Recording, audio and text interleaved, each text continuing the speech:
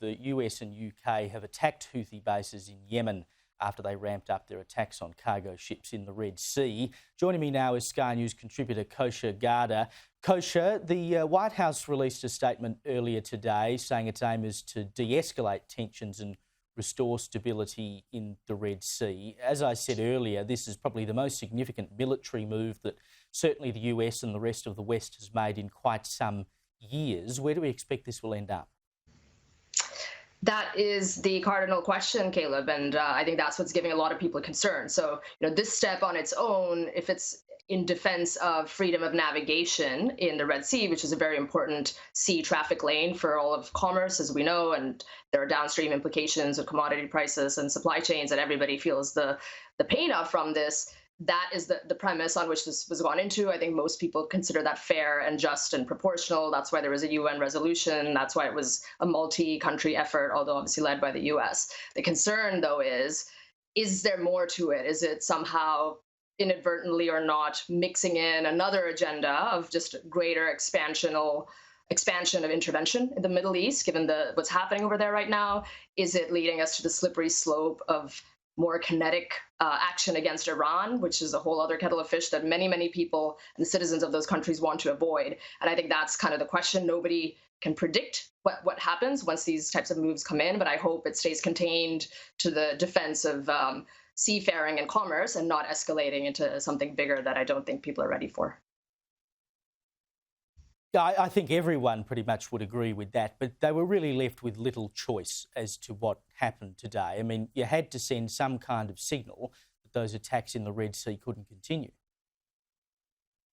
For sure. And I think, there were lots of warnings. I think it started from November, so it's not like it was a knee-jerk reaction right away. It's been many weeks. And that's why it was done in a more of a proper way with the UN and so forth involved in this, leaving aside what many people I think of the UN and all of that. I think for matters like this, it's good to follow that proper process. So that's true.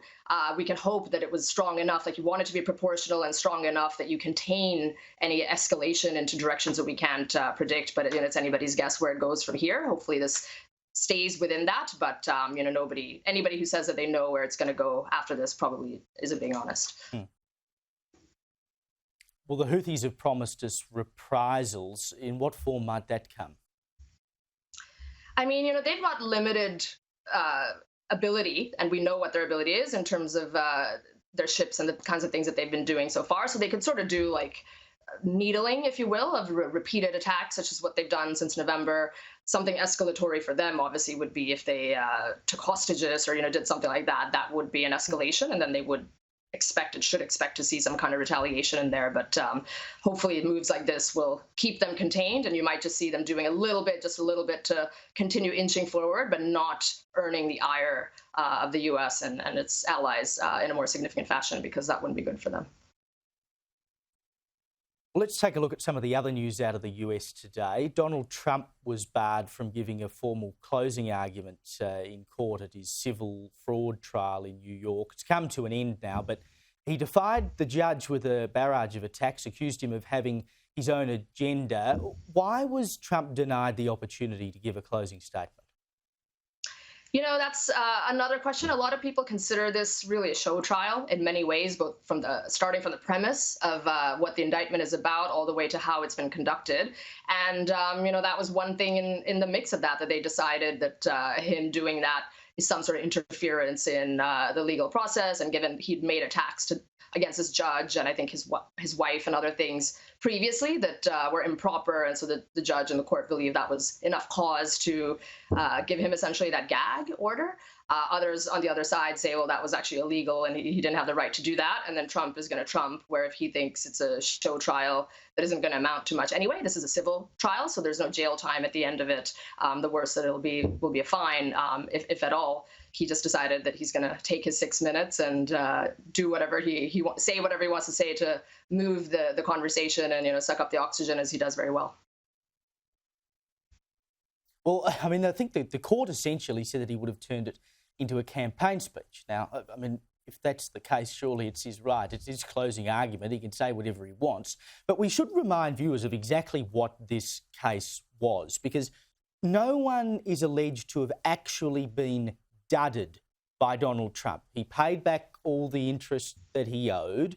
No one was done out of a dollar over this. They're basically just saying that he inflated the value of property he owned, etc., to get higher loans that he then repaid. They are victimless crimes.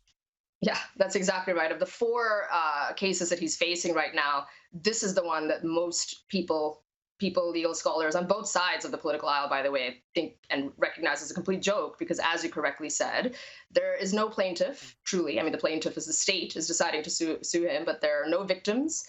He paid back everything, as you said, with interest to the banks. So the state is intervening on behalf of the banks, saying that he inflated his property values in order to get favorable terms for his loans. Anybody who's dealt in property knows how the whole appraisal and valuation process works anyway. The banks did their own due diligence. They're not alleging any harm. Everything was paid back with interest on time. So the whole thing, hence I use the term, show trial, is how people think of it. And he stuck with it. So he thought, you know what, I'm not going to abide by this gag order, and I'm going to say what I need to say, which he did until he was cut off by the judge. Well, as I've said for many months now, the more of these cases they bring, the better it gets for Donald Trump, because it simply makes him more popular, because he can come out and say, well, look, they're coming after me because ultimately they want to come after you, and they keep proving the point. Kosha Gada, thank you so much for your time.